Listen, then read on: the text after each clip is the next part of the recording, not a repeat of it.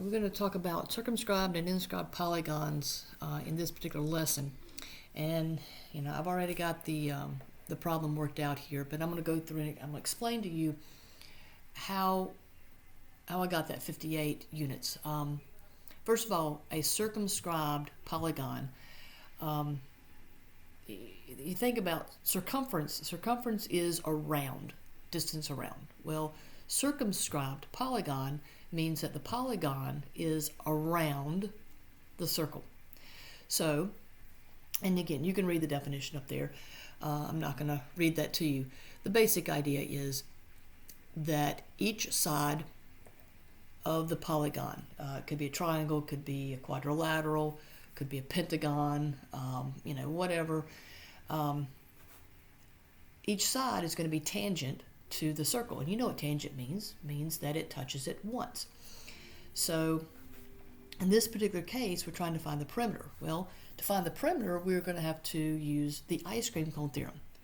And the ice cream cone theorem says that from an external point that is whose sides are these sides are tangent to the circle, these are the same. These are the same. These are the same. So if I'm trying to find the perimeter of this one, if I know this is 7, then I know this one is also 7. Well, the whole length is 20, but 7 of it is there, so that means 13 is there, which means 13 is there. 22 of it total, but 13 is there, 9 left, 9 here. Don't ever think that these two are the same, and that's the reason you have to go around the polynomial to find this using the ice cream cone theorem. So 16, 20, and 22 added together, 36 and 22, which is 58. I know that up until now you probably have not been, it's not been a requirement that you put units. A lot of teachers, and myself included, sometimes we kind of slack off and we're happy to get 58 sometimes.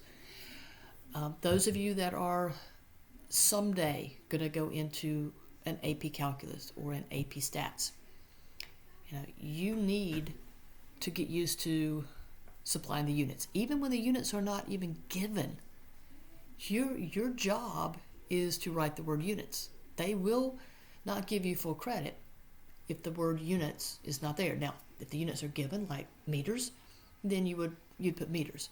But if nothing is there, then you are supposed to put something in its place. Even if you were to go in here and create your own units, that would be fine. Right, so inscribed polygons, you got to think about what an inscribed angle is. Well, an inscribed angle is an angle whose vertex is on the circle. So if it's an inscribed polygon, then that means that the polygon, all of its vertices will be inside, or actions, I should say inside, on the circle. But the polygon itself is inside. So this theorem right here helps us out. It's one of those theorems that, there's ways to prove it, and you could go about this a different way. But if you know this theorem is going to make quick work of some of the questions you might see on an ACT or an SAT. So it says that opposite angles of an inscribed quadrilateral are supplementary. Opposite angles. These are opposite. These are opposite. Of an inscribed quadrilateral, so 4 sides, inscribed, vertices are on the circle. Supplementary means they all add up to be 180. So if you're given that A is 110 and D is 70, what are the measures of B and C? That is supposed to be C. You're going to use these equations here, plug in what you know, and you get C to be 70 and B to be 110. And even you look at, when you look at this and you go, well, that 110 and that's also 110, they don't look like they're the same. That's where you have to be very, very careful. If that's what the numbers say, then you got to go. Now, I will tell you, I didn't put a protractor on this, so are they exactly the same? No, probably not. But if you know that you've got an inscribed quadrilateral, then you've got to take this you just have to use you have to accept it. That's the only thing I can tell you. If a parallelogram is inscribed in a circle, then it must be a rectangle. If a parallelogram is inscribed in a rectangle, in a circle, then it must be a rectangle. That's another thing just to remember. So in a case like, let me show you what I'm talking about here.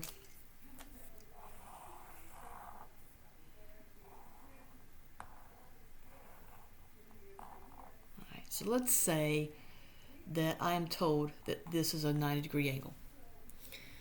Well, if I know that this is an inscribed polygon and I know this is a 90-degree angle, then the opposite has to be supplementary, which means it also is a right angle. And if this is a parallelogram, now again, you got to remember what a parallelogram is. If this is a parallelogram, then these two angles are supplementary as well. Again, that's part of knowing some of the properties of parallelograms, which we have already discussed in the past. So that means that this is also 90. Well, this is the opposite, so that's 90. Well, what do you have now? You got a rectangle. And if you're sitting going, well, it may be a square. Yeah, okay, a square is a rectangle, so yeah, it could be. If you had some links here, and you could prove that this side and this side here were the same, then yes, it would be a square. But all squares are rectangles, so we just blanket that by saying it is a rectangle. Right, so page 1, done. All right, so here's what I've got now. Parallelogram lake is inscribed in circle S. Now remember what the significance of circle S. S is the center of the circle. If the radius of circle S is 5 centimeters, the radius of circle S is 5 centimeters. The measure of angle LAK, which is this angle right here, is 90. So I'm going to put a little right angle there. A to L is 8. A to K is 4.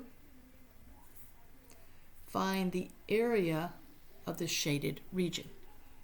Okay, so I know that the circle has a radius of 5. And I'm trying to find the area of the shaded region. So I got two figures here that I got to know the area of. I need to know, and I'm going to start with the bigger one now, the area of the circle. All right, area of the circle. Now, area formula, area is equal to pi r squared. So, the radius is 5. 5 squared would be 25. And I'll put all this down here first. I know most of you can go ahead and work that out. 5 squared is 25. I always put the coefficient in front, 25 pi. It is in centimeters, so that would be centimeters squared, because area is always in squared units. All right, so now we're going to find the area of the rectangle. And, again, how do I know it's a rectangle? Well, I know it's a rectangle because this is a right angle. And anytime you have a parallelogram, and again, this goes back to understanding some of the properties of parallelograms. If you have a parallelogram and one angle is right, then that means they're all right. So if they're all right, that means it's a rectangle. And the area of the rectangle is length times width. 8 and 4. 8 times 4, which is 32. And again, that would be 32 centimeters squared. Now I've got to find the area of the shaded region. So of the circle, I need to take the rectangle out. So the area of the shaded region that I'm trying to find will be 25 pi minus 32. Now, if you were dealing with certain standardized tests, they may not take it any further than this. So, because you can't actually subtract those as it is written. So I'm going to write this as one potential answer. But then, I know most people don't feel comfortable with that because it looks messy. Who understands what 25 pi minus 32 actually is? So if you go to your calculator or to Desmos, 25 pi, and don't forget the pi button is blue right above the caret key, so you hit the blue and then the caret key and it pulls up the pi, minus 32. And that gives you 46 point, we'll just go one decimal place, 46.5 squared units. And again, just like I said on the front side, if you don't put the centimeters squared, then you're not going to get full credit on an AP exam. If you just put centimeters, you're not going to get full credit. So you have to understand perimeter, units, area, squared units, volume, cubic units. So there we go with the first one. All right. Pant is a square. All right. Pant is a square. The diameter of the circle is 8 feet. What is the area of the shaded region? So, first of all, I have to understand that the diameter is 8. Well, the diameter is also the length of this side, which is 8 feet. The diameter is also the length of that side, 8 feet, which shouldn't be shocking because it's a square. So for this one, the polygon is on the outside. It's the circumscribed polygon, so it's the bigger one. So the area of the square, and again, you could use the same formula as up here. In elementary, middle school, whenever you learn this, you should have been taught that side squared is the official formula for the area of the square, although you can use length and width. So if this is the case, then this is going to be 8 squared, which is 64 feet squared. All right, so now area of circle, still pi r squared. And yeah, you need to memorize these formulas. I know most of you already have them memorized. Most of you have, pi r squared, then you don't know which one it goes with. You just got to know that area of a circle, pi r squared. Not to be confused with circumference, which is 2 pi r. So this would be the radius. Now this is where you got to be careful because this is the diameter. The radius is actually 4. So this would be 4 squared, which is 16 pi feet squared. So your area that you're trying to find, the shaded region, is going to be big minus little. And if you get confused and you're going, I don't know which one's big and which one's little, well, subtract.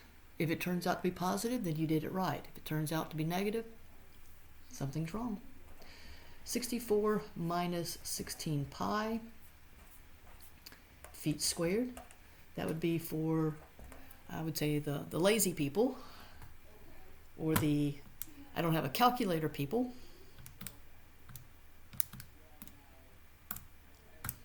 For people with a calculator, you would probably say 13.7 feet squared.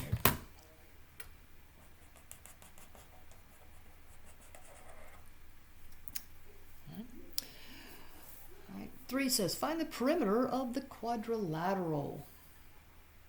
Okay. So again, this is a perimeter problem and a lot of little ice cream cones going on. So what do you know here? This is 1 inch, then this is also 1 inch. If this is 5, then this is 5.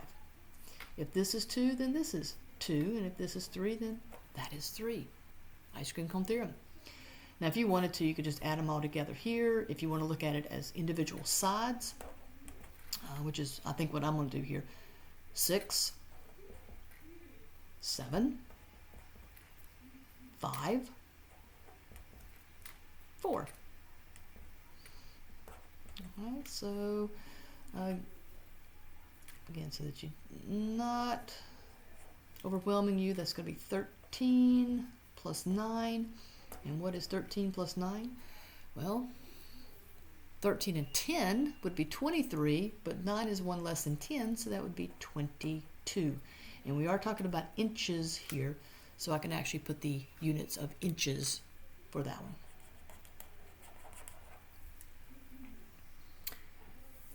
And last but not least, what are the measures of the missing angles if the measure of angle 4 is 60, so that's a 60-degree angle, and the measure of arc, MEN. All right, what's MEN? MEN. Oh, that right there, that arc. That arc is 220 degrees. Okay, now I got this arc. Well, if you look at this arc, it goes from N to M. Look at this. So we have an inscribed angle. This is the arc that it creates. The arc and the angle, the relationship, the angle is half of the arc. So angle 1 is 110 degrees. All right, so what else do we have? All